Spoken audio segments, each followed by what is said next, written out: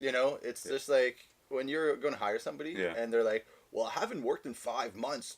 My schedule's wide open," and I'm like, "Eesh." Yeah, why is it wide open? You know, it just Yeah. never looks good. You No. know, there's no. It means you have no motivation to even like do something. Yeah. I don't know. For That's just, 5 months. people want to hire busy people. Yeah. You know, I It's a will good wait. sign. I will wait 2 weeks to even just talk to you because it's worth it, right? Hmm. And Yeah, when so you can fit them in. yeah, exactly. So my thing was always, if I'm not working on something, Yeah. I will be making my own work. You know, Right. like I see you. Yeah. there's no like, oh well, there's no movie in town. Yeah. It's like, yeah, I'm busy as hell. Yeah. I'm gonna You make know, one. I'm gonna get on shows. Gonna do these whatever. art. You know, Yeah, stuff like that. Whatever it takes like to so. move the project forward. Mm-hmm. Interesting. Well, Matthew, I'm very excited to talk to you today, man. I've been looking forward to this. I've heard, like, I was telling you on the phone, like, after the phone call, I was I was inspired in terms of, like, creativity and storytelling and stuff like that in film. So I'm very excited to sit down with you today, and I appreciate you, like you said, busy, giving me your time today and this morning. So thank you very much, brother. I appreciate it. Yeah, man, it's gonna be a lot of fun. Yeah. So I agree, and let's dive into it then. I kind of want to, before we get into the nitty gritty, dive into kind of take me through your like transition leaving high school, and then we can go all the way through it full circle. Right, And right. pick off stuff for chats. Yeah, yeah. Well,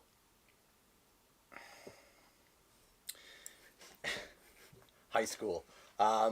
You know, after I left high school, I know I wanted to do something creative. Yeah. I was making films with my friends and all that stuff, and but there was not really any opportunity in Northern Ontario. I'm from the north here. Right. In films, now it's like I guess more typical that you see films here or whatever. It's like there was nothing like that before. There was not even anybody to model myself after, being like, oh, that one person in Northern Ontario, I want to be like that. I didn't even know Oh, no kidding. anything. I didn't know it was an opportunity to, like, if I want to make films, I could do it here. So, but I also didn't really want to go in Toronto or anything like that Yeah. for school, like, and I basically just looked at the program, Cambrian College, and they had advertising, and like, cool, I could shoot some commercials. Right on, Interesting, And yeah. I didn't even really read the program or anything like that. I'm just like, boom, I'm just gonna do that, and then it's gonna take me, like, I just have Yeah. this vision of, like, I'll be working with cameras or something like that. Right, no matter and what creating. that. Okay, Yeah, I see. but before that, I had taken a year off. So after high school, I took a year off, Yeah. and I worked at Cisco, which is like a food Yeah. factory thing in a warehouse, basically. Mm-hmm. It's like bulk food orders and stuff. Yeah, Like that. and there were people there that worked for 30 something years, and they were miserable. They were counting the days to retirement. And they're still like 15 years away. Yeah, exactly. That's and insane. they're always complaining about the company, this, and It's like, it's always they this leave, conflict. yeah. And I'm just like, why are you here? Yeah. Really, there's like, I get it. It's a small town. You have to do this, but like, man, that is a miserable existence. Yeah. Okay. And that was like the best thing ever to see that, be like, Yeah. okay, It's scary. I need to do something with my life or Yeah. something, because I never want to be in that boat where I'm counting my time to retirement. What is retirement? Like, Just what sit is on a it? beach for 20 years. What till is you this die? dream What of does that look retirement? like? Yeah, what is it? Like, it's such so an old school concept. it's such an old school, but also like, what do you do in retirement? Yeah. Like, it sounds like you're just no longer existing. Like, it's just so Mm. dumb. Yeah. And then You have no value anymore. Almost. exactly, Yeah. right? It's like, so saw them and I was just like, okay, I got to do something. Yeah. So, and then I went to college at Cambrian College, and turned out the program was nothing than what I thought. Yeah. Cool people I met, some cool friends I made, but there was no opportunity to film anything because Right. Cambrian College wasn't doing that. Yet, Ah. yet I made it an opportunity for me to do some stuff. And nice. so for example, we had to, like, write a commercial spot, whatever, for anything, right? And I'm Yeah. like, not only am I gonna write, I'm gonna shoot it. Yeah. Why would we I'll not film the follow commercial. through? Yeah. And so I would, like, make it, or make these posters in Photoshop, like, just anything Nice. that I could put creativity behind Yeah. it, right? And it was interesting in the sense that I learned a lot about just advertising and the psychology of it. Frequency is the most important thing when you're doing anything in advertising, right? It's like frequency. We have to see it often. Like, a lot of people say, it's like, oh, you're going to pay that much to put your logo there, which just you know what? When you're thinking of a product Oh. and you see that logo again, you're like, oh, I have confidence in that So logo. repetition of seeing Repetition, it. frequency, Oh, my right? goodness. Yeah, Frequency over time, and oh, man. and bam, and threes. This is why threes, you know, or it's always about frequency every time. Like Oh. it's kind of like working out, right? Like if Yeah. you only do it once, a big time, but one Yeah, you'll feel sore, you'll feel like great, but kind of doesn't do anything. It's better Yeah. to do smaller amounts, but frequency over time, For right? sure, yeah. So that's kind of how advertising works, and this is why, you know, people pay big bucks to just have their logos just everywhere, right? Mhm. And that's what Nike knows. That's what Adidas Yeah. knows. That's why they're so successful, and that's why when we see their brand, we're so reassured because we know them. We see it everywhere. You know, I'm not taking a risk. I know this, Oh, right? Like it's yeah. so reassuring that we've seen that before. Yeah. So Goodness. that was a cool lesson learned. But the cool thing was at the end of the program, our last course, we had to do a 2 months unpaid placement. It's always unpaid. I know. I was just talking to somebody about this yesterday. You know, take advantage of the students, Yeah. big time. And advertising, everybody had like just placements wherever, like they're pushing garbage and stuff like that, or coffee for the people. And I had an opportunity to. I went to the Northern Ontario School of Medicine where they were just literally opening that year, their first class. Whoa. You know, and they basically had, you know, no advertiser, they needed people to do some creative stuff, Sure. right? Yeah. And when I got there from day one to like the 2 months, I was like busting my ass. Like I'm like designing these things, and oh, you need a poster, you need this, you know. And then I became like the people that they depend on. Amazing, I was actually doing some hard work, you know. I would even stay on the Friday nights overtime when I'm not even getting paid, you know, and like where everybody else is going home, and I'm just like, I gotta finish this, you know. Yeah. And from it, I got a job. Of right course, away. yeah. At that point, You know, yeah. they're like, it'd be silly not to at this point. Exactly. So they're like, my placement wasn't even over. They're like, Matt, you know, once your placement is over, you want a job here. It's not even like, well, we're gonna be like literally. My placement ended, and then I started the Monday, or you know, so it was like direct transfer, and then I got into that job, and I feel very fortunate. But one of the amazing things about that, I was working in the communications department, was that they were startup, and you probably know as a filmmaker, you know, you're always hovering over gear on your buy list on like Vistec or B&H, you know. You got open tabs on everything. Yeah. This lens soon, you know, like, and I'm a broke ass filmmaker, you know, out of college and stuff like that, and just like, and they're like, one day they're like, Matt, we have this bunch of startup money, and we need to spend it. And we're looking for video and camera gear to buy. Amazing. What should we buy? And I'm just like, you're chomping at the bit. You know, I already have the cart full, ready to go. And it was amazing. I just gave them the list, and they bought everything on that list. And then I got to play around with the equipment that I was always dreaming. I was like, it's for you. Yeah. Essentially, yeah. Literally, always dreaming about these 7200 zoom, the Canon 7D at the time, you know, and all of that stuff, and then have access to it. Yeah. And then my job was literally to take pictures, make creative stuff with them, and then eventually video.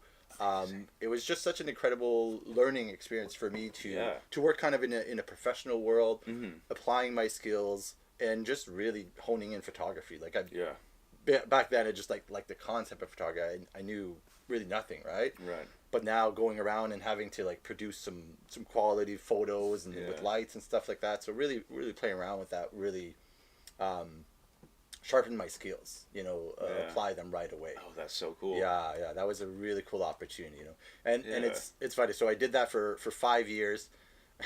When I was working there, I got the Staff Innovation Award for like 2 years. Let's go, baby! Yeah, come on. Like nobody else is doing that. Let's go. And I said, guys, you don't have to give me an award. You just have to name a wing after me. Hey man, I'm all for it. Okay. I'm all for it. Yeah, that'd be awesome. You know, it was just a good opportunity. I had a great team to work with, but it's just like, you know, anything is an opportunity, is what I'm saying. Right, what you make of it. You know, sure. it wasn't that like.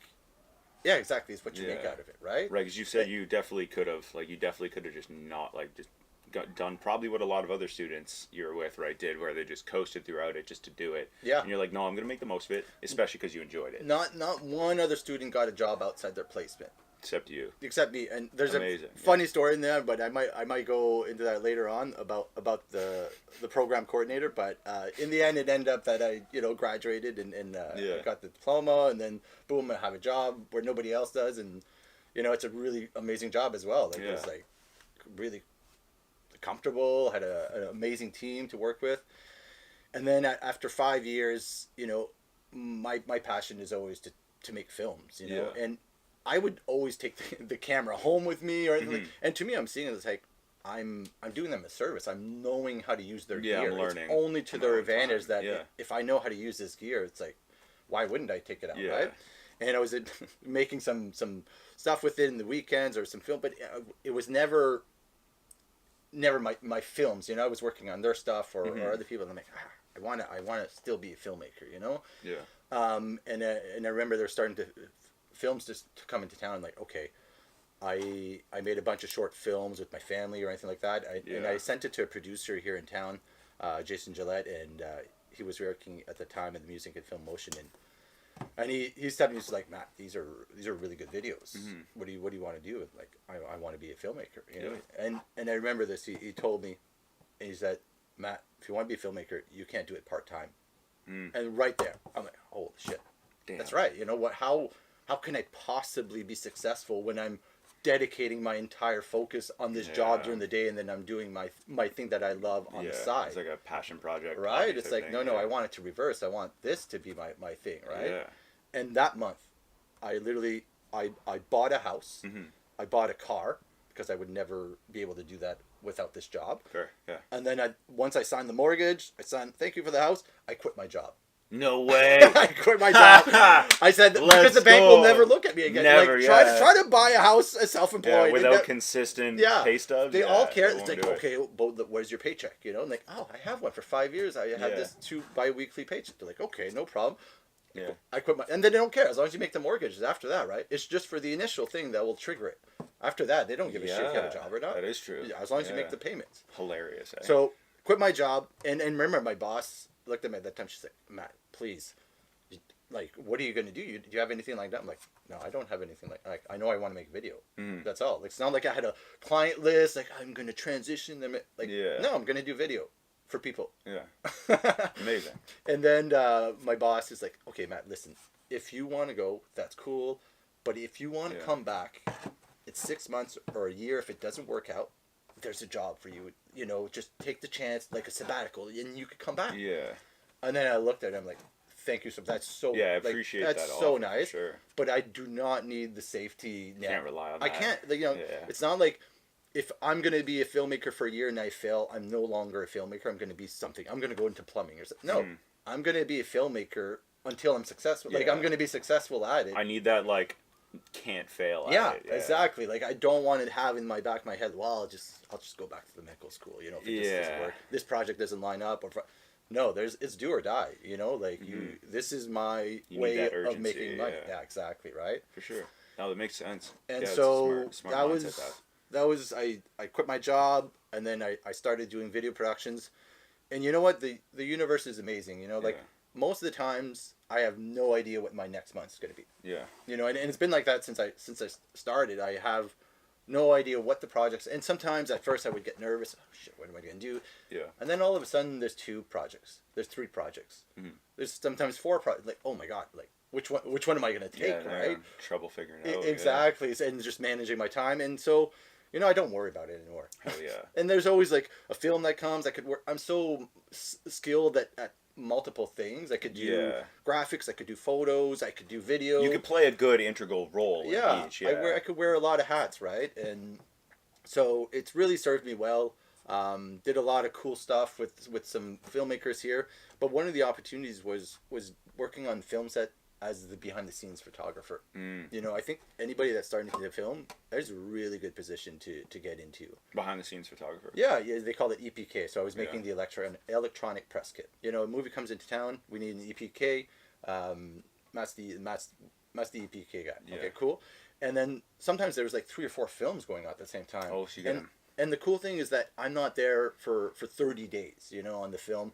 I'm there for a few select days. I'm interviewing the producers, the actors, the directors, all the key important people. I'm there on the biggest days, like the stunt days or like the days with all the extras or anything like that. And then it's just a cool way to learn because I'm my own boss. Right. I don't have to be like camera assistant and I'm working under them and I have to listen. Like I'm a fly on the wall. And people want to talk to me because I'm the behind the scenes guy. They want to say good stories, right? Yeah, you're the press kit guy. Yeah, exactly. They're not pissed off at me. They want to show the good side. Yeah, because you're the one that put they get the notoriety in front of even the actors, the producers. Come on here. Oh, we want to show you this or this. It's like cool. Yeah. So, but the coolest thing is I got to see how the cinematographer works, and I was always wondering how do they know where to place the lights? Like, I'm looking at this, there's 20 lights all over. Like, how does the cinematographer even thinking of we're outdoors, one light? Yeah, killing shadows. And then he's blasting this HMI here, and then he's bouncing it there, but then there's a little side light. Like, how does he even know what each one does, and how does he pick them? And it was just such a mystery to me. And that was the coolest thing. I'm just hovering around, I'm filming, but also I'm really observing the cinematographer at work. Why did he choose it? And then as the photographer, videographer for the film, I'm like, I have to find the best light as well, right? To frame the shots. I'm like, oh, the light always looks better when I'm filming here, you know, or compared to a front light shot or anything like that. So I'm filming their professional lights, but in doing so, I'm seeing what looks good in my frame, right? I see, and it's usually where the camera is, where their camera is. Oh, that looks the best shot right now. It's the best lit shot, right?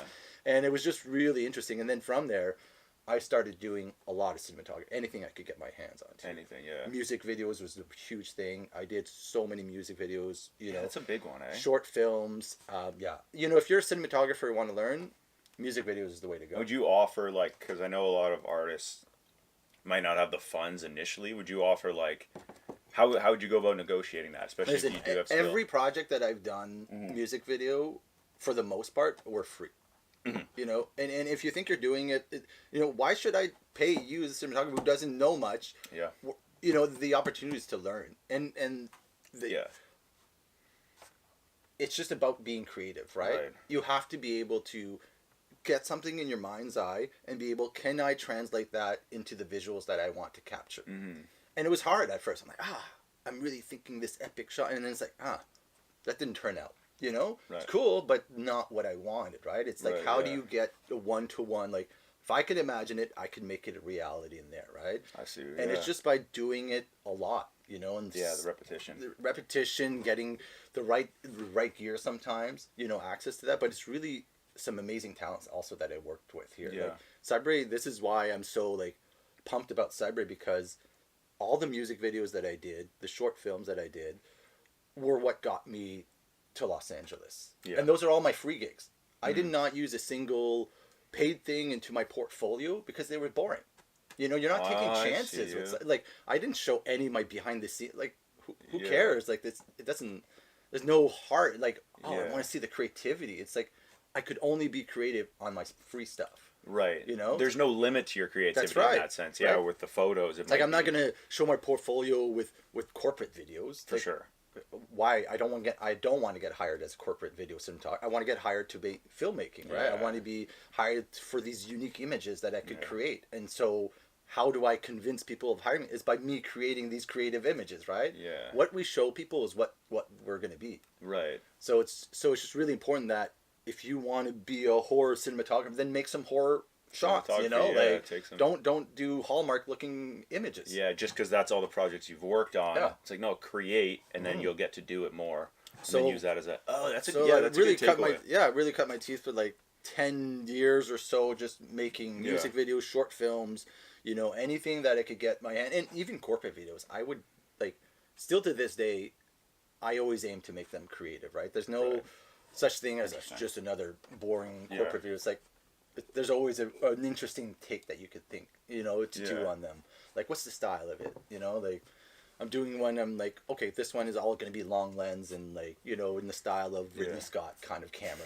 You know, like I make it fun, you know, and I bring my own style to it. I'm always challenging, and you should never try to repeat something. Like, try to evolve your craft, right? Yeah. Be a chameleon.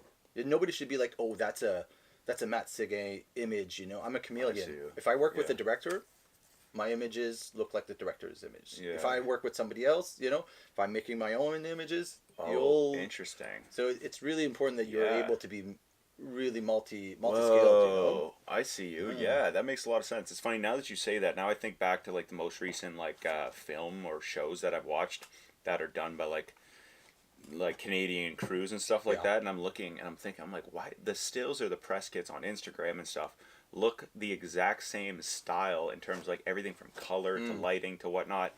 They all look the same as when you actually watch the show. And that's, I think, what you're referring to, right? It's like how it looks the same for the photos and the directing style. It's not like it's just stills from, right? Because there are behind the scenes that look like it's the same way as if you're looking through the same lens. And I'm like, whoa, interesting. Yeah, that would be part of the EPK kit. Yeah. And that's how you tie them together, where you look through the lens. You're not just, hey, it's a completely like black and white image, but why are we watching it? It's all in color. Yeah, you know, like you want to be seamless with your work. Yeah. And it's just really doing it a lot, right? It's any opportunity that you could get to be creative, like take it, you know, because when you do get paid for that job, you want to know that the risk you're taking will look cool. Oh, for sure. That's the most important thing. It's like you will never take a risk for a paid job. So you got to do it on your free stuff, and your free stuff is where you get to be creative and just explore, you know? And then that kind of builds to the next page. Of course, listen, the more you give, the more you get. Fair. It's a universal 100%. law. It's a universal law, and every free job that I've done, I've gotten triple or more amount out of it. Amazing. And but it's not in like direct response, like I did free gig and then I got the pay gig. Yeah. No. So there's one director, Darlene DePonce, which I love, amazing filmmaker here. We did her short films like when I didn't even have lights, you know. I'm like hooking some stuff. It was just so ghetto, you know. Like you we're just making it. It'd be hilarious, And now she's like a big time director. You know, we shot her feature film Stellar. Amazing. But that came 10 years later. Yeah. That gig paid off. You know, from doing her short films to now. If I would have said no, I remember at that time when I was making that short, people were like, "Why are you doing this for free?" You know, like and it wasn't just like one day. It was like 3 days, and then I was coloring it. I was doing some of the edits. A lot of work. It was a lot of work when I could like be working on my other corporate videos and make more money or whatever. And then now people are like, "Oh, you're so lucky. You're the cinematographer on these films and stuff." Like it's like. It's like more you give. 3, 5, 10 years ago. You know, I think it pays itself off because when we look at the transaction, we think of it too much as transactionally with like for financial benefit, whereas that's like there's a massive opportunity that like you put a lot of work in. It paid off in an investment, but it paid off in like massive opportunities. Always. And like it always seems to get brushed under the rug. It's like you're paying or not paying, or you're going that extra mile to be in that space that might present that opportunity, and you enjoy it. So regardless, it turns itself into it when you put your best foot forward. Yeah, and remember that the universe wouldn't connect you with anybody if it wasn't an opportunity. Right. Everybody that we meet have a message to tell us, have something to show us, have something for us to grow, right?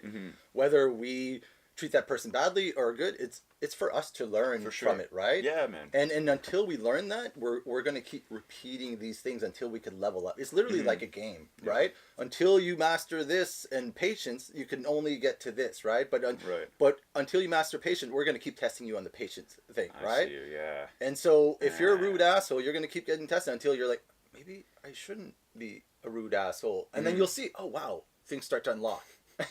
And then you get to go to the next level, right? And then you get to unlock more of your full potential powers, right? And so, don't be an asshole. That's what I have to say. There's no use. There's no. The title of the episode. Yeah, there's really no like. It will only hold you back. Yeah, for sure. Like, come on, treat people with respect. If you want respect, you need to give respect. Yeah. Why should I respect you? Or I mean, why should you get respect when you don't give it. For sure, yeah. Like it's reciprocal, right? It's every action has a reaction, and so what is your action, and then you'll get the same. Like it's Absolutely. so obvious, right? And I just don't understand when people, give bad customer service or anything like that. These are all missed opportunities to grow. For sure, yeah. You know? And it's like you'd want to be the best person in that space that you can be. So like referring to your customer service example, the amount of times I've gone and they're just immediately cold shoulder, cold look on their face. They're, like you said, the Cisco style of personality where it's like they're just there until, maybe not retirement, but they're there until something better comes along, and they're just like counting down the days, checking off the minutes, and you're like, it's frustrating, right? Because you may be in like a bad position, or something went wrong with an order, or you paid a lot of money and you might not be able to get it back, right? As a gift or whatnot. And people are like, well, actually you can. And they're like, okay, like, can we work with something? Like, we get a credit or something? Yeah. Like, there's no wavering room at all. This is Walmart, for crying out loud. So what do you mean I can't get my headphones back because it's COVID and I didn't use them, but I bought them and they're still in the same sealed, but I can't return them because they're earpiece, but I never use them. They're like, oh, well, you can't return. It says on the receipt. Missed opportunity. I'm like, store credit, just give me a different one. But no, yeah, stuff like that. That's a real story, obviously. He's very personal. Oh, like, earpods. A lot of trauma here. But he's like, oh, man. It's like, if you need a minute, take one. But yeah, that's so with having before we get into Los Angeles, I have a really interesting question that I'm curious about. When was do you struggle enjoying, or how do you go about still enjoying film and like watching as a spectator? Are you able to remove yourself like out of body to like be able to actually enjoy it, or shut the brain off, or as like the passion and the mind kind of take it over, and like can you now not, because you know how the arcs are, you know how things are kind of set up, you know the behind the scenes, you almost know what's going to happen before it happens. Are you able to still enjoy it as much, or how do you shut that off if you do? Do you think a scientist can enjoy a flower? Knowing that he's a botanist, do you think they enjoy flowers less or more? I'd almost think they'd appreciate it more. Yeah. Exactly.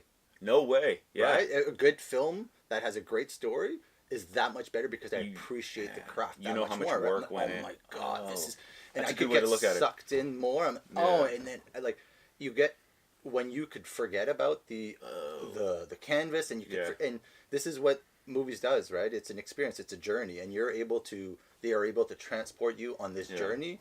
And you're able to feel all the feelings that this character goes through, and at the end there's a catharsis release or something like that. That is a well-crafted film, right? That deserves applaud, appreciation, but also that much more because it took me there, right? And so there's so much more appreciation for it, for a well-made film and a good story, and it's like kudos to that filmmaker. And I want to know more about them, or I want to know how they made the film, and I would rewatch it because now I want to know how they did something. Makes sense. So there's just more depth to the appreciation, right? It's not just I felt good. And it's like, whoa, when they did that shot, and they came around and they revealed that person, and I just felt wow, they well crafted, right? So there's just way more appreciation. And on the other side is that a clunky film is that I just turn it off. You won't suffer Netflix. through it. Yeah, fair. The mediocrity is on the rise as well, right? And Very it's much just so. like, in the end, they're mimicking what people mimic what they see, and they watch a lot of mediocrity. So they tend to make more mediocrity stuff, right? Yeah, get worse and worse as it goes.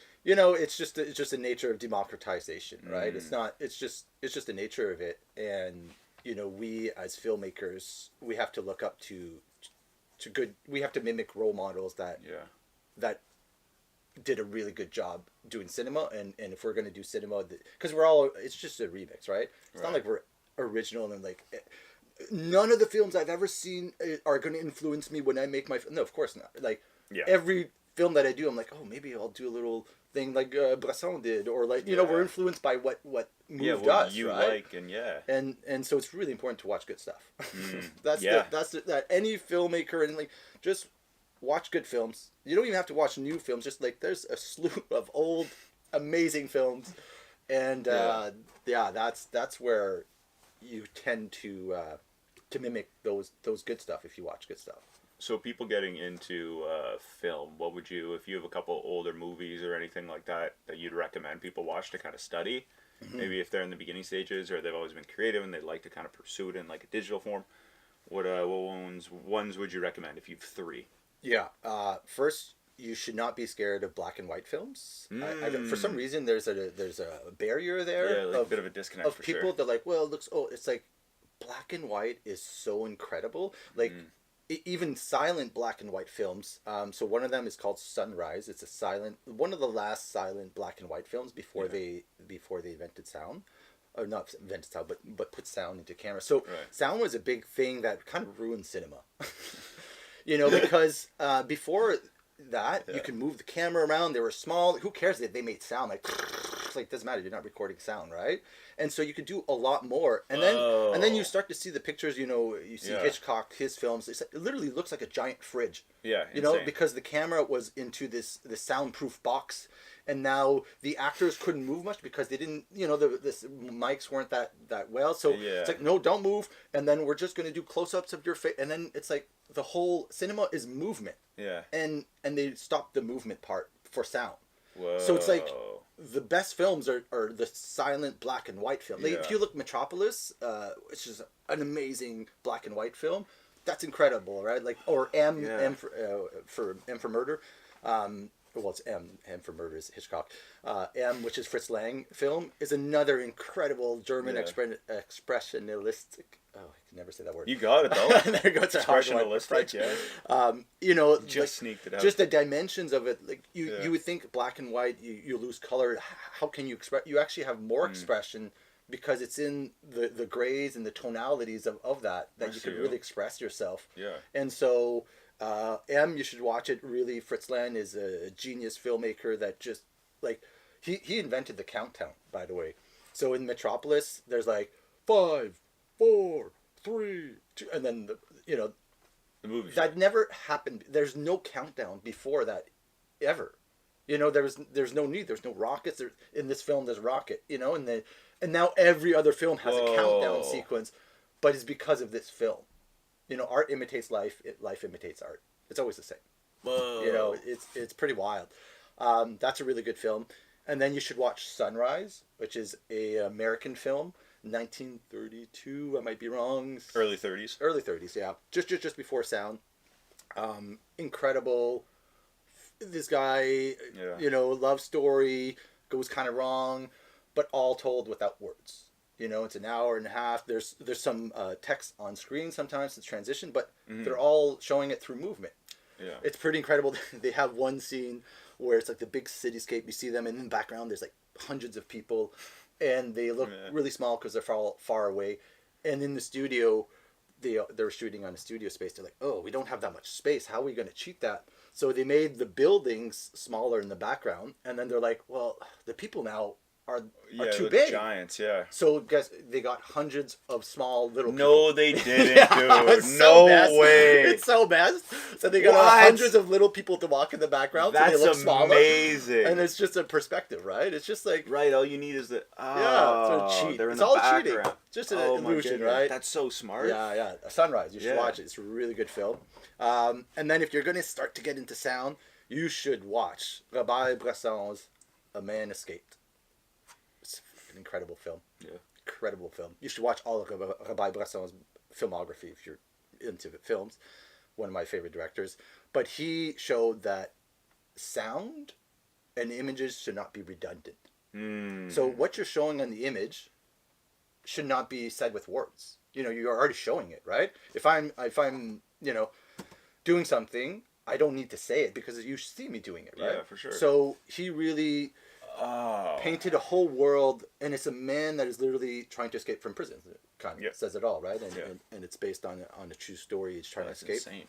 But the whole world, you're just stuck in this prison cell with him. Yeah. But you hear the whole world. You hear a train. He says with one word, not one sound of a train, you could imagine whole train stations bustling and all that stuff, right? Just through sound. Mm. And an image is so precise, right? Yeah. So you just really have to use those to your advantage where, okay, what can I show as an image that's really precise and says something? Yeah. But then the sound creates this entire other world. And it was just amazing. It's an incredible film. Yeah. And it's really gripping the whole time. And really there's like so little action and you're just like at the edge of But your you're seat. no way. Yeah, it's Oh, really that's amazing. so cool. Amazing, It's like amazing. the sound is just that much more powerful than. Yeah, he just like- really knows how to use it, and it's a spiritual film as well. It's beautiful. He said based on true story. Yeah, yeah. He actually, Robert Bresson was a prisoner of war, and it's based a little bit on his story. It's based on somebody else, but it's very personal to him. You know. Yeah, no kidding. And that's his whole amazing. filmography is great. And then I would watch Citizen Kane, which is the greatest film ever made. We're probably going to talk a little bit about Orson Welles. I might drop him a little bit. He's a big inspiration. Yeah, please. Orson Welles. So this is like in 1941 that he released Citizen Kane. So it's such a crazy story, epic black and white film, and Greg Toland, his cinematographer, experienced cinematographer, and Orson Welles gets to make this film of a lifetime, this deal of a lifetime with the studio, and he never shot a single frame of film before that. He has What? the best deal in Hollywood to make the film for a decent sized budget, has access, he's the producer, has access to anything, and he has the final cut. He could hire anybody and all of this stuff. The studio like gave him carte blanche. Even the biggest directors at that time What? didn't have carte blanche. And they're like, this kid, Orson Welles, never made a film, and he's got carte blanche to make this. And he didn't even know. Right now we're sitting Citizen Kane. They had no idea which film he was going to make. They're like, just make a film, Orson Welles. Yeah. And because he was amazing at Broadway and stuff like that. And they're like, oh, I bet you he's going to be a good director. Yeah. They just And let him. he comes to Hollywood, and this is what we're going to go into, but it's about creativity and the naivety of things as well. He didn't know what he could do with film. He knew theater. He's like, well, we're just going to put things into motion. We're going to do this. Make a performance. And then people are like, no, this is not how we do things. He's like, shut up, You don't have. And then his carte blanche. cinematographer I is do. really risky Yeah. and inexperienced. He's like, he told them, he's like, Orson Welles, I could tell you anything about cinematography within one weekend. Amazing. He's like, you're the director. If you want to know the technical side, I'll have to, it's going to take a few hours, but really let your imagination go loose, and I could create it. Amazing. And so if you look at Citizen Kane, even to this day, it's called deep depth of field, where there's no things out of focus. Oh, And you're thinking, okay, cool. How do we see the world? Do you see the world, this microphone out of focus and me in focus? Or like, no, we don't have, we see everything in focus, right? And so that's what he was thinking. He's like, why are things selective focus? Because like when you shoot on your Canon, for example, like f1.2, there's only one thing in focus and everything else is Yeah, out and of you can focus, make background blurs and people come forward. But is that how you see the world? Nope. Of course not, No, right? So especially he's like that. All of a sudden So he's like, we're going to work with deep depth of field. And it's a Oh, real smart. challenge, because if Sounds you like understand deep depth of field means that you have to have a smaller aperture, meaning that you need a more light. And back then, film was not very sensitive to now. Right. So it was already hard to expose for film at that age. And now they're like, we're going to shoot at f32. They need to. So you should see the sets. Yeah. It's crazy. There's No so much kidding. lights. The huge, massive There's sets lights everywhere, that he could yeah. play around with foreground, background. It's a beautiful work of art. Still to this day, is probably the greatest film ever made. Jeez. And Yeah. oh my God, it's such an insane story. This is a fun story, Citizen Yeah. Seguin. I'm gonna end on this. We'll move on, but it was never released properly. Really? So Citizen Kane is based on not based at all. Right. But it features Kane, who is a fictional character, and he's a media mogul. He's born, and his parents give him up to like sign over the deed to a rich person, and he becomes a wealthy person as a kid, but also loses his parents and stuff like that. Yeah. He grows up very rich and kind of cold, but ends up owning a media company, and then uses that media company to influence people. Like for example, he has his second wife. She's a terrible singer, soap opera singer, not soap opera. Is it opera singer? She's a terrible opera singer, and yet in his newspaper he's like saying she's the best, and like using his influence into media, to kind of say what he wants with it, and he goes through his life, a lot of things happen, and then ends up dying alone in his castle kind of thing. And then there's in real life, when this is coming out, somebody watches this movie and like, there's a man named William Hearst, media mongol, uses the media as influence, and very similar in terms of Kane. And the rumor is he probably never even watched the film Citizen Kane, and he's like, we're gonna boycott this film, and because he owns all the media and also owns some theaters, he's like, we're never gonna show your film here, and actually I want to buy your film so I could destroy it and never show it. And luckily RKO said no, you're not gonna buy to burn it, but he was literally gonna burn the film, which wouldn't. But because of that, it never got really released in theaters widely. Whoa. So when people were seeing it in Los Angeles, like, oh my God, this is a boy wonder. This is going to be an amazing film. And then this theater's like, no, we can't show your film here. Her said, if we show it, we're blacklisted. So it's so ironic that, again, art imitates life. It's so crazy that happened. And it ironically, Hearst was a well-loved man before that. And then after Citizen Kane, he became a hated man, just like in Citizen Kane. Whoa. You know, it's so like, it's so trippy, you know? Jeez. And it also kind of, Orson Welles started at the top and then always kind of worked his way down. That he was like, at the end of his life, he's trying to make feature films with indie budget because nobody would give him budgets and stuff. It's just so it's crazy life. Bigger than life character. He's an amazing person, but he made Citizen Kane, the creative genius, right? Yeah. Okay, and then I'm gonna end it on the third film. Maybe get into color. I think you should watch something fun like Alien. Alien is a genre overachiever. It's supposed to be a B movie. Like science fiction at that time in the 70s. It's just like a shark movie or something like that. Nice. And then you have Ridley Scott that makes it. So he's a production designer, knows how to do scale and all that stuff, and has this vision for Alien. And makes this incredible film, and especially with a woman character as the lead, she's the captain of the ship. Ripley's her name. And, it's such an amazing story, beautifully shot. A Canadian cinematographer shot it. Epic. And he shot Ridley Scott's film, which is Alien, and then shot one other feature film, and then went to Toronto and was like, fuck it, I'm never making films again. And he ended up making just commercials in Toronto. Yeah. And we're like, what? This is like probably one of the best cinematographers. Yeah. And then never made any other films ever again. It's so crazy. Yeah. Life is wild. It's kind of epic. It's so epic. Yeah. It's like, if I would have made Alien, like, man, but also, where do you go from there? Well, that's true. That's true, right? Yeah. It's pretty amazing. You're always chasing that next one that won't come. Yeah. Or maybe not. Maybe he does like 4 more. I don't know. Similar in different genres. He just didn't like the stress or something like that. I would have to look into it. But he had a comfortable commercial gig. Yeah. He still did some beautiful stuff, but selling underwear, or selling perfumes. Yeah, fair enough. It's interesting. Yeah. Amazing. Yeah, so I would have some fun with Alien. It's a really good film. Anamorphic lenses. It's really beautifully shot, and it still holds up to this day. Nice. Yeah. Take us to Los Angeles. How'd you get there? That's kind of where the story of life was going, and then I was very curious before I was going to forget that question, so I wanted to ask you. Yeah, take us to Los Angeles. Right, Los Angeles, Hollywood. Yeah. As I was mentioning, I did, all of these short films and music videos with these amazing artists here in town, and you start to look at how do I get to work on these films that are coming here into town. There's all these cinematographers that are coming in here.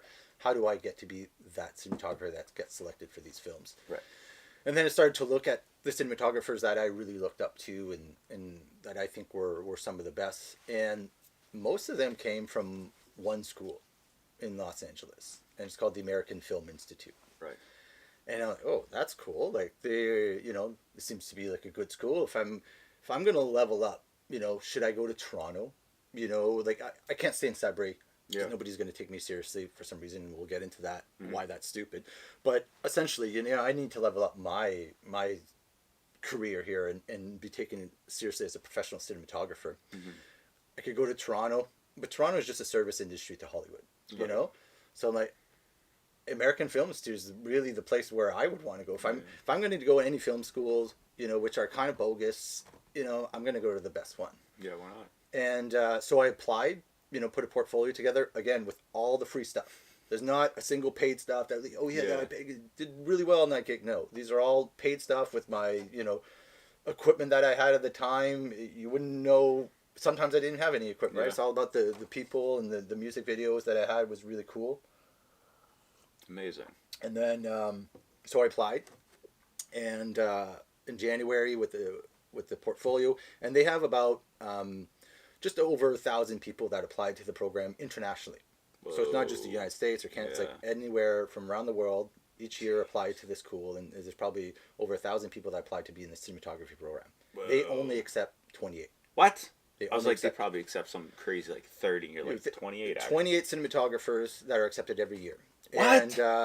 And I sent my portfolio in January. I got a response back in March saying, "Hey, congratulations! Come on. You know, you got accepted to the interview for the interview stage." Okay. So now they shortlisted. there's steps to. They're short. Yeah. It's shortlisted. I'm like, Nice. okay. So if I really want to get in the interview, they're like, you could do it through Zoom or you could do it in person if you're in Los Angeles. And you know, anything that I've gotten in life for a job or anything like that is only face to face. Yeah. You know, like if I talk to somebody, it's usually good. You know, I know how to read people. For sure. But Skype, like, no, Yeah. I can't. Like, There's too many technical things right, that could go wrong. and you never just know. it's energy. Energy It's just for energy. sure. They need to Yeah, feel man. my passion for it, right? Yeah. There needs to, and I need to show that I'm willing to commit. Yeah. And I remember I was working on a film. I was like the camera operator on a film, and then that night we wrapped. I go to Toronto. I take the red eye. Nice. Go to Los Angeles, and then literally do the interview that day, and then I'm back out. I literally went in and out because I had to go back to work. Yeah. So I'm like, I need to do this. And I remember the interview. So talking about frequency and Yeah.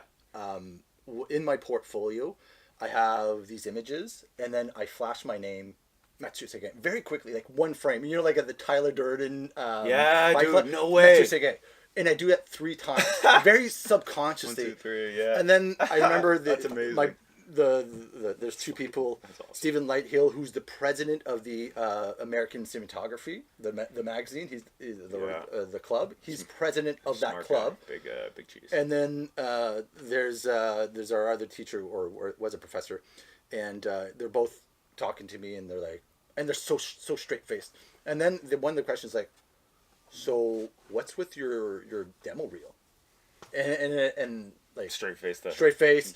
And I'm President. like, talking to them, like, oh, well, you know, it's about frequency, and I just really want you to remember my name, and, you know, I'm just trying to be a little, you know, fun and stuff like that. Bit over the top, have some fun. And then, like, they just, like, look at me straight face, and then they just write something. Like, That's the worst. you know, That's just the like, biggest fear of I'm everything. such an idiot. Like, I'm going to lose this opportunity because of my demo reel. Are you kidding me? Like, I And flew all the way up to LA. yeah, right? Oh, amazing, man. So then I'm like, I get out and like, I flunked it. Yeah. I such an idiot, as if I even like thought that was cool, you know, or interesting. And I love it. and luckily when in May I got the answer, congratulations, you're accepted into the American Film Institute. Amazing. One of 28 was the only Canadian there to be accepted that year in the cinematography program. And but the thing is, so I got the letter in May. Class starts in August, but now is the time to be like, okay, how am I going to fund this? Because it's true, yeah. $65,000 a year USD. So whatever the wow. 80 something Probably thousand 80 something, yeah. a year. So that's times 2, 65 times 2. Plus, you cannot work, and you're living in Los Angeles. You have to have an apartment. Is that 4 years? So school So alone it's is 2 quarter years. of a It's million. 2 years. Oh, okay. Yeah. So basically, it's close to $250,000 that I have to raise. And you, before you go there to get the visa, you can't just have, you know, a bit of money. You have to show that you have to the always chunk. prove you have a certain amount. Yeah, and like it's a And, chunk. Yeah. So like, unless I show in my bank account that I have this money, Yeah. they're like, you're not getting a visa. You're not going there. It's probably like thousands of dollars. Yeah, I Yeah. need to show I have $250,000 in my account by August, and I have 0. So I'm like, oh shit, this That's is real. This insane. is legit. So the first thing I did is, so this is at the end of May. First thing I did is I bought my plane ticket August 5th in Los Angeles. I said, I'm going to be in Los Angeles. I love it. and I'm gonna be there, and I'm not gonna miss this opportunity. It's not because of a Yeah. financial barrier that I won't be able to do the dream that I want to do. Yeah. Like I got accepted to the best Yeah, film school in the nobody world. gets accepted. You know, this is an amazing opportunity to go, and I'm not gonna go because I can't afford it. That's such a lame That's excuse. very. I can't Yeah. do it. I have no money. It's like, come on, Yeah. figure it out. Be Figure it resourceful, out. right? Yeah. And so on June 1st, so I bought my ticket, and on June 1st, it's like my mission is to raise this money. I don't know how, I don't know when, but by August 5th, I'm insane. out of here. I'm out of here. So you had what, 2.5 months? Two and a half, like, yeah, Oh, two bit of months and May, 5 days, yeah. you know? So I basically posted stuff on my walls. You know, I would wake up at early in the morning. I would read these motivational things, and then I would start calling people. I made a presentation about my work and where I want to go, and I would start calling people and be like, hey, I'm at Seguin. I have a dream, and I want to go to Hollywood. Can you help me out? Would you want to meet with me? Yeah. And so I remember the first person I met. I had done a music video in their building. They had a beautiful building, and I'm like, they probably have money. Yeah. And he doesn't really know me. His name is John, and Yeah, shout out to I John. go give him this presentation, and he's 10 minutes. He's listening. He's very very nice, and then at the end he's like, Matt, this is, and then I'm like, and now would you help me out? I need $250,000, you know. And he looks at me. He's like, Matt, I don't even know you. Yeah, you know, you're like insane. that's like I don't love have that. I can't just lend that to you. But then they would always say, it's like, That's but awesome. I know somebody that could probably help you out. There we go. That's Yeah. the thing. And I'm like, oh, yeah, let me talk to this person. Cool. Yeah. Thank you. And so from there, I honed in my pitch. You know, my ask wasn't now 200, it takes time to really, like, Yeah. my first 10 to 20, like, I feel so bad for the people that had to sit there and listen to me. They're like, this kid's crazy. Like, nuts, you know? And then you have to figure out, what is my ask? You know, what am I really asking? Am I asking 250,000 up front? Like, what Yeah, is 'cause it? that's a big ask. Right, it's a yeah. big ask, right? It's a big ask. So it's like Yeah. honing in your ass, also showing that you've done the move. So during that Yeah. time, I had a yard sale. I sold everything in my house. I sold even my cameras, all of that. I basically only kept my film cameras. So I went, Which know, you needed. I sold everything, my video cameras, all that stuff. It's like, I don't need it there. I'm like, I'm traveling with one suitcase, and I'm going to the AFI. They have cameras there. Yeah. You know, I don't need to hold on to. I held on to my lenses, which I still use them to this day. Amazing. And so I sold I made $12,000 in one day selling Let's go. huge yard sale. People CTV say you came. can't do it with money. Yeah. Money's an I had- excuse. You know, I had burgers going. I'm doing Yeah, a yard you sale, did. selling. Let's go. I remember they're like, "Is the garden hose for sale and still hooked up to my house?" I'm like, "Yeah." And I unhooked it. You know, everything must go. It's just a fire sale. Like everything love must go. You know, end Yeah. up selling my car, all of it. If you there's know? water in it, double the price. Yeah, you know, everything, amazing. everything. So people were really supportive in that, and then I had a crowdfunding campaign. I raised $40,000 on the crowdfunding campaign. You know, Oh it's my just goodness. like The first year almost covered. amazing, yeah, but it's still not enough. No. 250.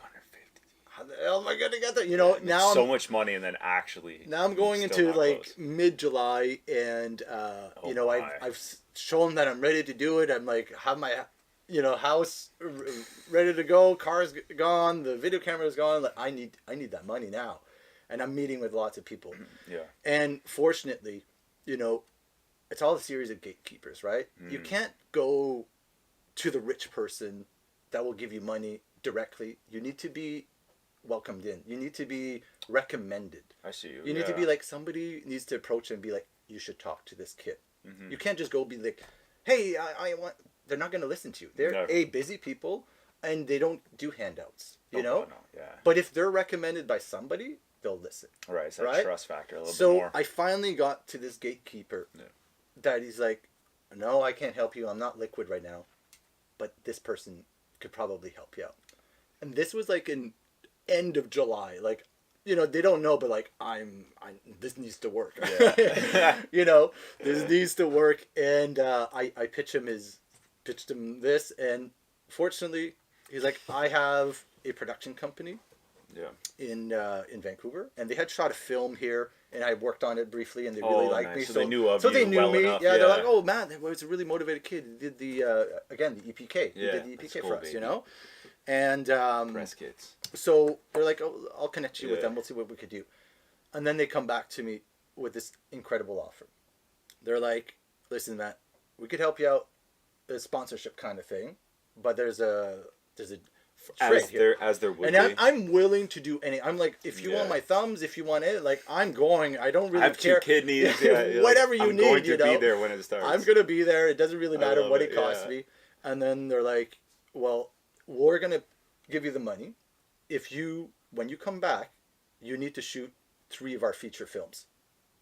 And I'm like, You're like, are you serious? This is like a dream deal. Yeah, like it's not a dream only opportunity do I get for- to go to school where I want to do, Yeah. and then come back, I'm like kind of guaranteed 3 films to make yeah. from them. And if they don't make them, then it's up to them. Like my payment is through my skills. That's amazing. That's I'm the like, greatest opportunity. That's the greatest deal ever. Yeah. Thank you so much. And then from there, boom, got the money in my account, showed that, got the visa. That's insane. I'm off on August 5th. That's I'm in Los crazy. Angeles, in Hollywood, and I'm like, holy shit. Literally, my apartment, I could see the Hollywood sign.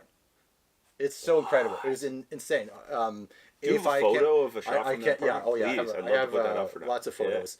That's so sick. That's the greatest story. It's so amazing. It was surreal. Yeah. It's surreal. You're like, holy shit. I'm literally in Hollywood, learning from the best of the best, the Hollywood masters. And, within a few months, I didn't even know in May if it was possible. Now I'm there, and like, I'm one of the 20, there's 27 other cinematographers that think like me, that are like-minded, that are from all over the world, and it's just an incredible opportunity. They all get these wild hats like you. This is great. great. Everybody had cowboy hats. I love it. Oh, that's awesome. Man, I have short hair, so I can't really pull them off. But like one day, it was I'm amazing. more envious of it. Yeah. Oh man, that's so cool. That's the greatest. Like that's the greatest story. That's really so cool. awesome. Yeah, the perseverance, dude. You're like, no, it's do or die. Same thing as like the making it after the advertising for like working with the hospital. Yeah. I was like, man, there's no way. There's just can't do it. There's just that way you're gonna make it happen. If you see your end goal, you'll fill in the steps. You can work like, backwards. It's kind of like you have your aim. Yeah. If you're aiming at a target, you're not gonna shoot backward. You're not gonna be like, and then right here, like it's impossible. It's impossible. I've tried. It literally. It does not work. The arrow's not going to go around. It's going to go straight, Never. right? Wherever you aim, and then wherever it lands, then you could re-aim. But like, there's a target. Yeah. My target is to be in Hollywood at that school, and $250,000 is not a barrier for me. It's just That's crazy. I have to make it happen. Yeah. And then you get, like you said, deal of a lifetime, where it's like after I've I projects couldn't even need make to that do. up. Literally, Yeah. I couldn't even make that up. Being like, I want to go and I want to be like. What's the best possible was- outcome? Couldn't figure it out in my head. I'm It was like, presented. I'm willing to That's pay crazy, 30% interest, 40, like whatever. Yeah, whatever. Kidney. You said thumb finger. I was like, That's what I was thinking. I'm like, I'm just gonna have to pay people back a huge amount of sum, but it will be worth it because I will be the top cinematographer. Instead, it's one payment. You owe 3 movies, I owe which is 3 movies. just more opportunity for reps. Yeah, And they're getting somebody who just fresh came out they're getting somebody that's really skilled cinematographer for for like a pretty good investment. at the discount that I was before, right? Yeah. At the same rate that it would have got me before AFI. which is epic. Right? For both So both you guys everybody win. wins. Yeah. it's a great Amazing. opportunity. Amazing. That's so cool. And also, this couldn't have happened without the community of Sudbury, though. Mm-hmm. It's like this person that ultimately gave me this sponsorship, even though they are not living in Sudbury now, he's a Sudbury person. Yeah. He loves Sudbury, and he's proud to help out Sudburyans. And it's just like, this is what it is. We have to give back to our own community, right? Amazing. And then there's another Sudbury story. We could talk about this forever, so I'm just going to kind of move on. Amazing time at AFI. We're basically, unlike any films, I would say never to go to film school except AFI. and not because, I went there, but mostly because of the ethos is that you're actually creating films. Yeah. Every weekend we're working on a short film. By the end of the 2 years, I worked, I think, on 32 short films. Oh my. One weekend we're in downtown LA doing a sci-fi short film. Next weekend we're in Malibu Just shooting so a many comedy on the beat. different- You're just always doing it. You're loading in the truck on the Friday. You're doing your camera tests. You're doing it's military.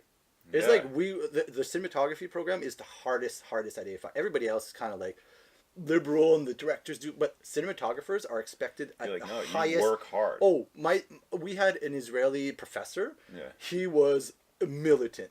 He would be like, if you're at 6 p.m., when you're doing your lighting course, if you're not done and wrapped by then, I'm turning on the lights and I'm shutting off the camera. And like he would do it. Yeah, he would do it. You know, Yeah. you're like, oh, Tell's coming up, hurry. Yeah, You the know? sense of urgency, eh? Yeah, you get your shit together, man. Yeah. You're here to do a job, and you're here to do it well, and you're gonna always deliver an amazing. I love that image, approach, right? But And then that's why it's so successful. That that's- people could, and yeah, it's through discipline. yeah, Honestly, anything you want to love do that. is discipline. I love that. And it's like Wow. if you don't know your tool, like your camera, how can you possibly think, oh, I'm gonna do this when you haven't calibrated your camera? Yeah, you could have You the know? most expensive camera. Exactly. If it's not calibrated, you don't know how it behaves. How can you predict how it's going to behave, right?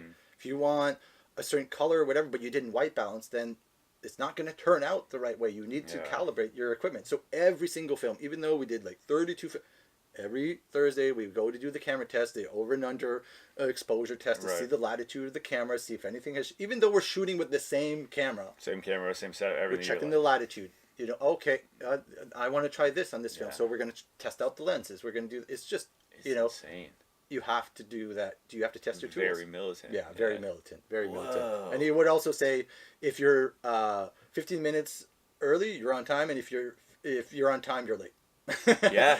And we would get scolded for that. No kidding, eh? What are you doing? And I'm like, it's noon. The class starts at noon. Like, You're like, and then you would I'm a couple scold minutes you. early, They're and like, you're no. You the know, you want a expectation lollygag? is- Yeah. yeah. You want a lollygag? Whoa, You know, yeah. you do it beforehand. You know, you want to say hello to everyone? You do it 15 minutes early. You in know, LA, eh? Yeah. School in down. Oh but my this goodness. this is only at AFI. So there's AFI, and then there's two other schools. There's UCLA. Well, there's three, and then there's NIFA, which is the New York Film Academy, and then there's USC, which is where George Lucas went, University of Southern California. Yeah. I've worked on all of these sets, and everybody else is like, there's no discipline. Not there's so little discipline, right? People work on AFI sets because they know we run it really well. Yeah, we it's had tight ship for a sometimes, reason. yeah, we sometimes would have 45 to 50 volunteers come out on our sets to work on it for free because they know they would learn something. Yeah. And like the people that worked on our sets are now, you know, really great gaffers or anything like that because they learned with the tools that we had. And it's just you know, I remember we were shooting our first short film and my team was up first, and so I hadn't been on. You a had short no film. idea Yeah, what what to to expect, and then they're like, "Oh, Whoa, man. you're gonna need all your crew, and there should be all volunteers." And I'm like, "I don't know anyone here in Yeah. Los Angeles. You know, how am I supposed to get crew?" And you know, you just put out a call out, and then boom, literally within a week, I have 30 people. Everybody you need. You know, just by the name of AFI. Whoa. This is an AFI set. Oh yeah, I want to come. It was just so amazing, you know, just to be in that environment where people give a shit. Yeah. You know, if you're going to do something, don't do it half-assed. You're a professional cinematographer. This is the bar that you're at. Yeah. You know, You give a shit. you give a shit about the that image, example. and if you don't control the image will control you. For sure. You know, No, that makes so sense. so if you don't think that, you know, this natural light or that will affect your image, it will, and it will turn it into a different emotion than you expected, right? So it was just a really amazing process. And I'll just give one more story about AFI. For sure, please, yeah. And then just to illustrate how important community is. Yeah. You know, Sudbury community. So in our second year, we have our thesis film. And our thesis film is bigger than our short film. It's still a short film, but it's bigger, Yeah. you know, all of this stuff. And we have to raise more money. And I'm like, I already gave $65,000 Yeah. plus two, you know, like I'm already, you know, Yeah. deep, and can't raise more money. I've Yeah. tapped out my community, you know, like I can't go back. Hey guys, I need more money. Yeah. So I'm racking my brain. I'm like, how can I possibly, Yeah. you know, who can I approach that I haven't approached that would have money, but you know, Yeah. that know me. Yeah. Tapped And- everybody out. So I know that Alex Trebek, who was the host, he passed away rest now, in peace. was from Sudbury. Yeah. And he's in doing Jeopardy, a very successful show for, you know, how many years, past 20, 30 years or whatever. Yeah, forever. And so I email him. I don't even have his email. I look Alex Trebek email, Yeah, and you, I like, find figure it out. like in like the third Google search, it's like his manager, and his name is like Rocky at Sony Pictures. And I'm Epic. like, Yeah. that doesn't even sound real. Sounds made up. for Sounds sure. made up. Who's Rocky? Yeah. It's also in LA, so maybe. So I send Rocky an email saying, "Hey Rocky, I'm Matt Seguin. I'm from Sudbury, and I'm doing my thesis film at the American Film Institute, and it wouldn't have been possible without my community from Sudbury to go here. And now I'm trying to raise more funds. If you could just send this along to Alex Trebek, here's the thing of our film. And, it would mean a lot if to have his support. And this was in September, fired off. And I fired off a lot of other emails too. Sure. You got to ask. You got to ask. Yeah, if you don't ask, it's always no. Right? So, and then I kind of forgot about it. And in October, we're now getting closer to our film. And they're like, Months guys, later. if you don't lock the budget, and you guys are short on the budget, you're going to have to cut these scenes and rewrite your short film and stuff like that. No, just so much extra work. And then on the Friday when we're supposed to meet, they're like, oh, congratulations, team. You met your fundraising goals. And we're like, huh? And they're like, you got a donation, a $10,000 donation from the Trebek Foundation. Let's go, baby! I'm like, what the Come hell? on. That's so crazy. They didn't even tell you. No, you just it's even it gets that's crazier. so good. This is why you don't even know. The universe always works in your favor if you're doing it. So now you're saying like I didn't even know, right? So this is in September, and in September I know I'll show you the picture. I'll send them to you. Please, yeah. But I only brought my film camera. I have medium format and I had a 35 millimeter. Yeah. And so that Sold year, everything every set I would go to, I would take a few frames. Just like, Simple. this frame this covers this, and I had a medium format. So one frame per set or whatever, and I would take a few other pictures. And then in my second year in thesis film, I printed out this book and I was selling it. I love it. At near the cafeteria or whatever. Yeah. I'm like, hey, support our film. And honestly, I didn't sell that many because it's all students, right? They're like, they're not gonna. They're like, we also we're had like, to sell a kidney. I sold a few, but the one that I did sell to was Richard Gladstein, which was at the time the dean of AFI, and and he looks at my book, he's like, whoa, this is really. And you cool. knew it was him. Yeah, he's the dean. Yeah, and it's a small enough school, so kind of true. Yeah. But he didn't know of me, right? And he didn't know the classes we knew him, but like he knew the program knew. Okay.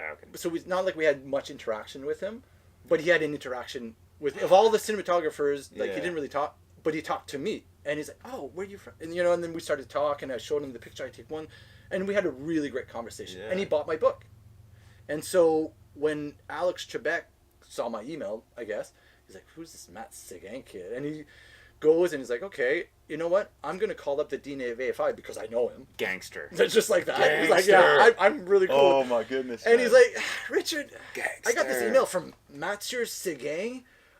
And that was literally the day that he bought my book. No way. So it was like fresh. So Richard, the dean is like, come on. Oh my God, Alex. That is one of our best cinematographers. I know him personally, and he's doing this film, and so he's pumping me up. Like if it would have been any other time, he'd have been like, I guess he goes to this school. I can't tell you much about, but he's like, I literally have his book. I'm seeing his images. No way. And so he's like, yeah, you should definitely support this film. Matt is a great cinematographer. Let's go. And then Alex Trebek donated because of that. So took an extra couple clips and. Yeah, so all that says that I was kind of bummed out that I didn't sell many books, but indirectly, I had to do that in order to do that. And it worked. And it worked. It just maybe didn't work from selling books, but you sold to the right person. I sold like 2 books, and one of them was the AFI dean. And that day, or like within that week, he gets a call being, "Hey, book, man. Do you know a cinematographer named Mathieu Seguin?" It's on his desk as he's answering. 100%. It says my name on it. That's insane, right? Bro, come on. Yeah, it's pretty wild, pretty surreal. I almost don't believe that. And that's then, insane. And then I'm like, oh man, I gotta thank him. And then I reach out. Yeah, how do you? To him and what? And then I get a call like a week later, and on my phone, and he's like. It's Alex Trebek's voice, like, Mathieu Seguin, this is Alex Trebek. And like that. Oh my God. And then it's so I thank him. Yeah. And then, we start to talk about Sudbury. Yeah. He's like, well, I'm from the flour mill and this and that. I went to here. And like, he lit up when he was talking about Sudbury. Oh, amazing. Yeah. It's so he's literally worth millions of dollars, has a beautiful house in the valley in Burbank. I went to him. It was very, very cool. He has his separate house for his mom he had and all that stuff. It's a really amazing house. But he loved Sudbury. He even had one on one of the episodes of Jeopardy. He had a category called Alex Trebek's hometown. It was all questions about Sudbury. No way. And nobody got them. He's probably pissed. It was just like this whole nobody got He's that. like, we're gonna cut this out of the show. Yeah, but he loves Submarine so much that he actually made it a I category, love right? that, yeah. And he would go out of his way to That's talk awesome. about, where he was from and all that stuff. So, community means a lot. I'm just saying that, like, look, he's in Los Angeles. He shouldn't give a shit about it. He now has a better life and all that. But man, did he ever love his community? And it's so important. Yeah. And this is why I'm back here. Like, I want to give back to the community. Like whatever I learned, I want to share it with everyone. Yeah, I'm so excited, fired up to do that. And I want people to also be at the raise up their level, right? Sure. Like if you love cinema and you want to be in cinema, then you got to discipline yourself. It's not by doing it once in a while or you have a great idea for a script. It's writing that script. Yeah. It's filming something and editing it and then doing it again and again and again and again. Yeah. It's like that's the only way of doing it. It's through repetition and discipline. So, but with that, I've been shown the Hollywood process. Right.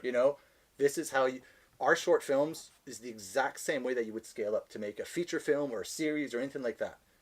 So it's like once you know this process, you could apply this anywhere. And this is what we're doing. We're I'm showing people and mentoring people. It's applicable to.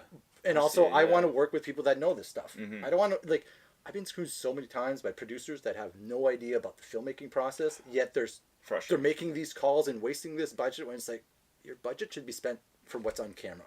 Right. Not for your extra assistant or your trailer or this and that. It's like this budget doesn't call for that. Like, why don't you make the best film possible? I see you. Yeah. So you're spending all this money on stuff you don't see, and you're like, how does this benefit the film at all? Right? Because they have an extra heated trailer. Exactly. Who right. cares? If it's not on camera, then it's wasted.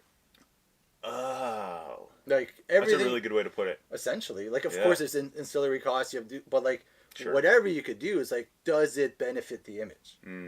And if not, it's kind of wasted. Yeah, you can cut it. You could cut it. Yeah. Like comfort is nice, but also like making a great movie is what we're all doing. Yeah, that's the whole reason we're all here. Yeah, man. Man, that's so cool. I really like that. And I think that's, to your point, you being able to say that, being like, listen, I could raise all this money, I could get all these resources. Like, you seem very resourceful. Resourceful for sure. So you're like, well, I can get these sponsorships, I can get these things. Why would I need to spend all this money in the budget for something that's not going to affect the image, right? You're like, we can figure out another way. If we find a way to sponsor something, credit, whatever. But it's like, if it doesn't affect the image or how it looks, yeah, not worth it. Cut it. That's it. Interesting. That's it. Yeah. Like everything else is wasted. Resourcefulness and discipline, eh? Yeah, it's Jeez. we might not have everything, but we could be resourceful. For sure. Like resourceful is not anything to do with money or anything like that. Is asking questions, is you following up with things, the discipline. Yeah. But it's also how can you stretch your budget as much as possible? Okay, I might not have money to rent a crane or anything like that, but I have a buddy that owns a construction company. Yeah. Like how can you blend these two things? I see. And just like who do you know? And this is why I'm. Why I choose to be back here in Sudbury. Like, I love the north and the lakes and all that and miss so much. There's a lot of beautiful Los Angeles is a desert, okay? I miss the water. The water is so important, fresh water. Like, we are the best place possible to be creative. Yeah.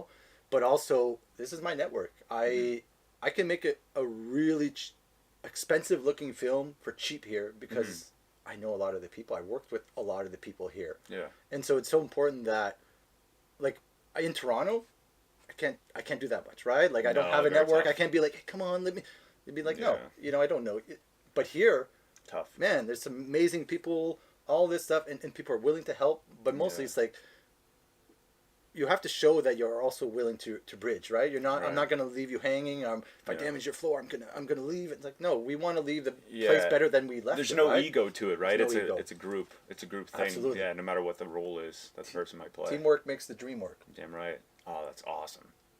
It's very, very unique focus too. Like thinking about like the resourcefulness, the discipline, how you kind of are able to apply it in like a militant sense, but also still tap into your creative side. Yeah. It's very, very unique way of doing it. I think there's always some people that are saying like, oh, I'm not very creative.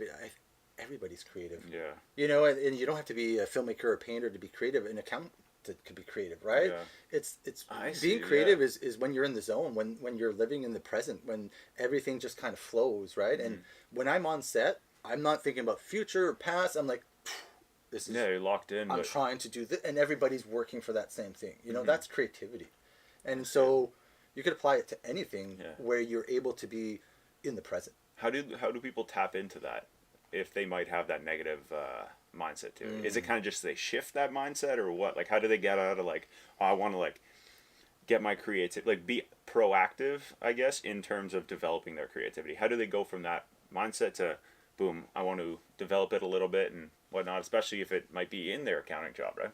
Yeah, you said mindset. Mm-hmm. What is mindset for you? Like, what? How do you have a little voice that talks to you? Yeah, right. Like it's kind of, does it quantify as like for me would be the voice of like when no one else is around? What's it saying about this thing? Not only It's how like, is it talking positive? to you? Is it negative? How is it talking to you? Is that little voice a friend? Should you listen to that little voice Yeah. when it's been wrong so many times? Yeah, what's saying it that you speaking can't for? do it, that you're not good enough, that you're not intelligent enough, or you're to this, or you're too like Yeah. that little voice. Don't listen to it. It's like, would you listen to your roommate that's telling you that you can't do this? It's like, no, get out of here. Yeah. Like, Kick rocks. why? Computer. Yeah, why would I listen to you? You're on the Yeah. couch and you're not doing anything. Why should I take your advice? Yeah. And you haven't done what I'm trying to do. right? Yeah. We're the CEOs of our own body. You Yeah. know, like we're a manager, and yes, we can't push ourselves all the way, and but it is how do you motivate yourself, right? Right. Like, to me, you have to see the big picture. You have Yeah. to see the vision. Like, where do you want to be? Like, you want to be successful. This podcast, how do you make it as successful as possible? Well, Consistent. it's consistency 100%. That's the first one. And having Yeah. amazing guests, right? Yeah. Like, that is your job. So you have to actively look for these amazing people. But also, if you're actively looking for it, these people will find you as well. They have actually ever Right? since before the beginning of the year. I was like, okay, I gotta like this is the year like we start taking Yeah. it seriously. We have the cameras. There's no excuses. There's nothing kind of shying away from it. And now it's like, oh, that's why we're in February doing this.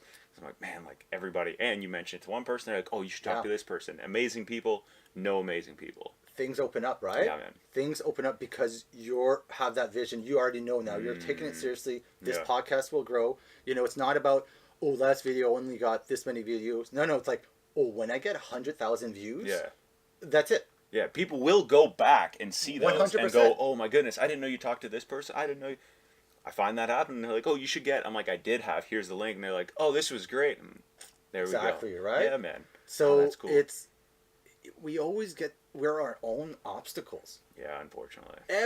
Like, Tough. it's so wild how, this is why we started script. I'm going to go into script. Please, now, that was my next transition. Amazing.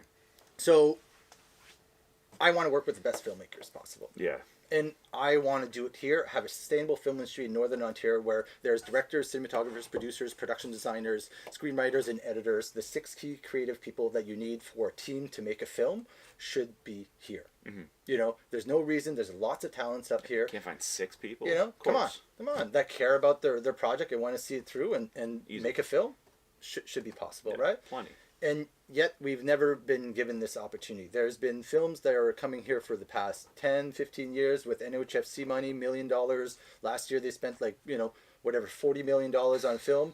None of these people were from, the key creative people were from here. Cool, we're a service industry, we're technicians and stuff like that. Yeah. But why can't we be the directors on these films? Yeah. Why can't we be the producers? Why on can't it these be films? our stories we want to tell? Why can't they even interview us for these films? We never ever get the opportunity. Yeah. Maybe if we hold out for another 10 years, we'll get an opportunity. Of course not. Yeah. Hold out? What the That's hell? not being proactive. Like, it's so stupid to think maybe one day they'll look at me and they'll no. Maybe one day they'll give you $250,000 to go study. You have to do they it, didn't. right? You had to go get it. You have to make it happen, and so we're making it happen. Yeah. And again, I'm taking everything that I learned at AFI, Yeah. ditching whatever that I don't think works, Amazing. and applying here for us. Amazing. And the way to do that is scaling up, right? You can't go all the way. My vision is to make 3 feature films a year with Northern Ontario people up here. But right now we don't have the team. So How do directors become directors? Yeah. They need to direct. Yeah. How do producers be producers? They need to produce. How do cinematographers become cinematographers? They need to shoot.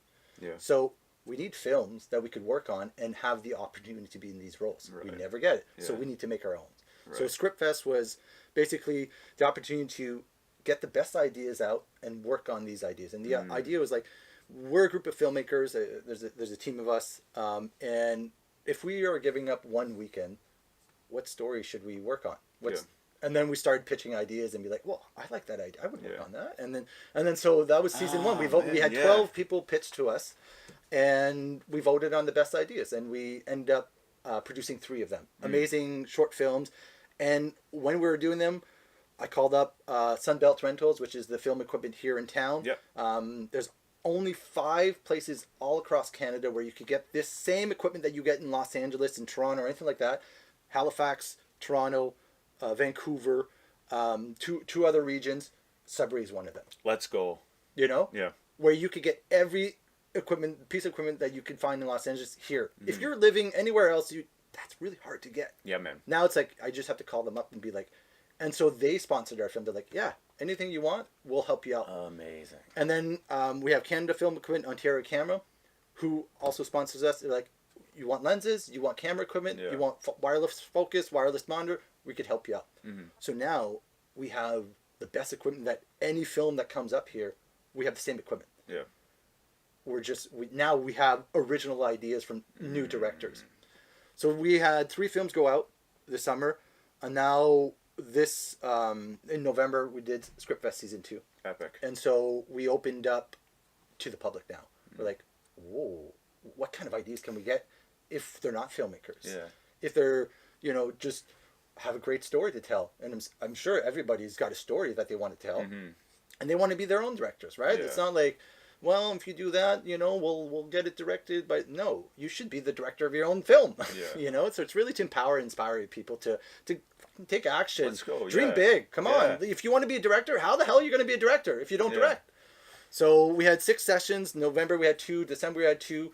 And January we had 2 sessions. And it was incredible. It was at the Indie Cinema. And by the end, the cinema was basically filled with public audience. People literally come up, they pitch their story for 5 minutes, and then we have a feedback session. And it was just so incredible, that sharing of energy. Yeah. People, it's so exciting, exhilarating, because people go up and you have no idea what they're going to, what's the next story going to be, right? And so we had 34 ideas pitched to us, all awesome, amazing ideas. From there, our season 1 team, who worked on season 1, cast and crew, voted and shortlisted 6 of these ideas, and it was incredibly hard. Yeah. It was incredibly hard. Which is a good thing. It's a good thing. Yeah, there's so many good ideas.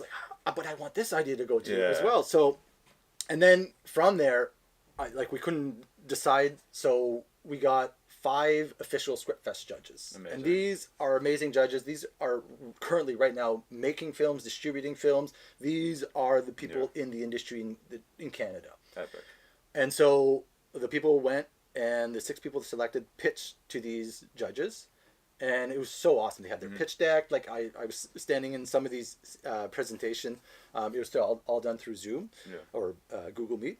And from there, the judges had to pick 4 of them to get selected. Crazy. And it was we're all which one's going to go through? They're all so good, Yeah. And luckily they did the hard work. And now we're in our week 5. Yeah. So it takes 6 weeks of pre-production, and then we shoot for 3 days. Epic, yeah. And so now we're on our 5th week of pre-production, or 5 weeks out, and then we're going to shoot our first film March 22nd, 23rd, 24th, so 3 days. Epic, yeah. And that's our first film called It's March 17th, and I'm Still in Love with You. Beautiful film from this amazing, talented, emerging director. She's very much into poetry and all that stuff, and this is going to be a really beautiful film. So heartfelt. Yeah. And then we have 3 other ones that are going out. And the difference that we did is, when we're going to do season 2, what we did is we picked a date. So shooting March, we're shooting in May, shooting in June, shooting in August. Smart. I have no idea what these films are, what they're going to be, or anything like that, but we're picking a date. Epic. And that's the difference. Yeah. People know we're going to do it because we've already showed that we're putting it on the calendar. Yeah. You know? Yeah, it's in writing. And then now it's suddenly real, right? Oh yeah. And just like I did with my plane ticket. Booking the plane ticket. Booking yeah. the plane ticket. Shoot, aim, have your aim. I don't know how Yeah. we're going to do this short film or with what. Yeah. There's the target. You have to hit it. That's it. Yeah. And now you should see just from the 6 weeks out to now we had our 5 weeks out, we broke down the script, like incredible changes already. Yeah. The script has taken shape. We've found the location so far. We have one more location to find. The crew's coming together. People are reaching out. We're doing our casting. It's coming together. Because we said, no matter what, the show must go on. We're shooting on March 22nd. Right. That's it. How it happens is how it happens. So I would say to that's anybody that also it's about Scriptfest is just about you have to do it your own. If you have your story, go out and do it. Yeah. So creativity, importance of it. We're kind of with Scriptfest, yeah. If you could dream it, you could make it a reality. It's as simple as that. Yeah. It has to start with you dreaming it. How can you possibly do anything else if you can't imagine it yourself? Yeah. Right? If you want to be rich, you want to be successful, what does that look like for you? What is that success? How are you successful? What would ultimately make you happy? Yeah. Ask yourself that question. And not only ask yourself, imagine it. Yeah. See yourself. That's all. All of these steps I'm taking, I'm just literally, it's like walking, because I'm so stoked to get to the 3 feature films that we're going to do every year with these amazingly talented Northern Ontario directors and all that. I'm so stoked for that. These are just the steps that I need to take to get there. Scriptfest, raising these people, growing the talent.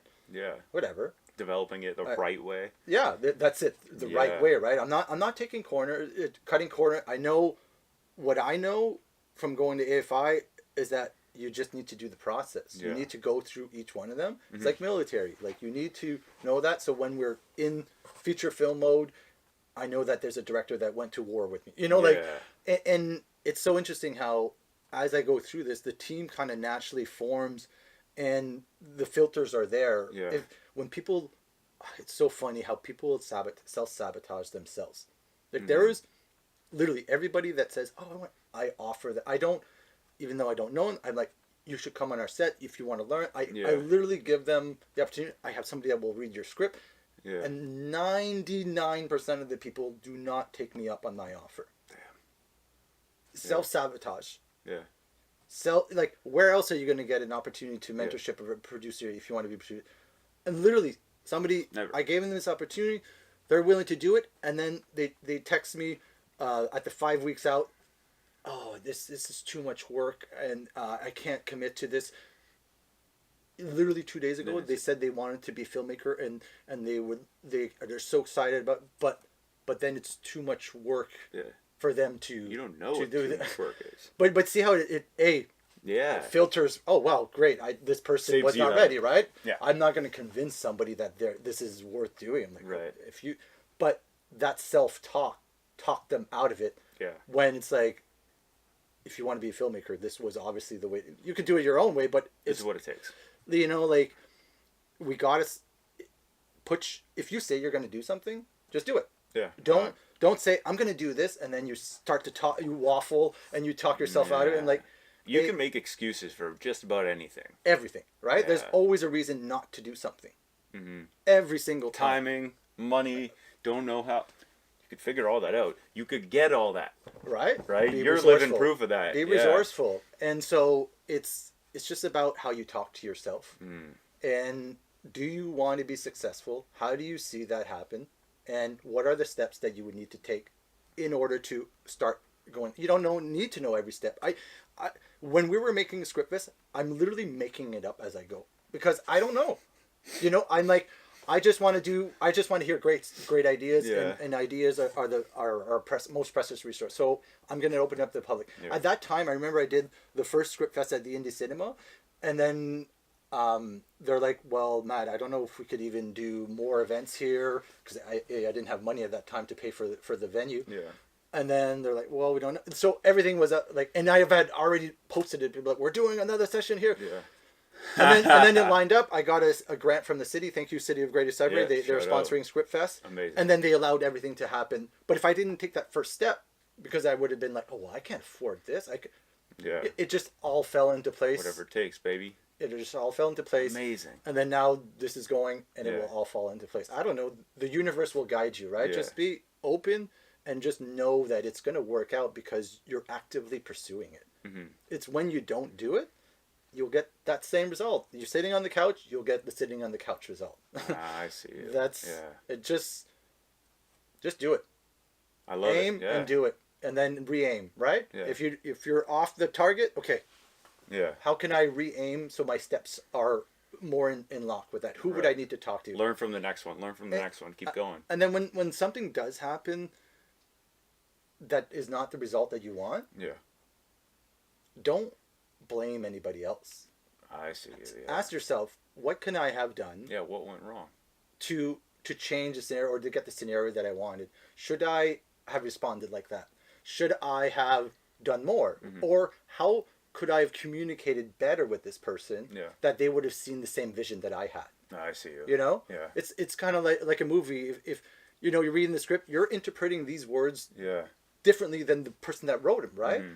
So it's so important as the director or the writer of the script, when you're talking to your cinematographer, that you can't just be like, read the script and then, no, because you'll get it. It's so important that you communicate what you want off it. You know, like the more that you could articulate, I'm seeing, this is a love scene, I'm seeing these red light coming in, but we don't see their face yet. And then we're going to put, you know, like, oh, I'm starting to really, I'm not going to now do a blue light. You know, you've articulated it.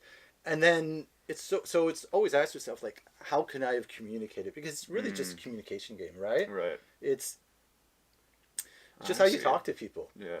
You know, and the more that you accept that you have a responsibility in anything that happens to you, you're in control.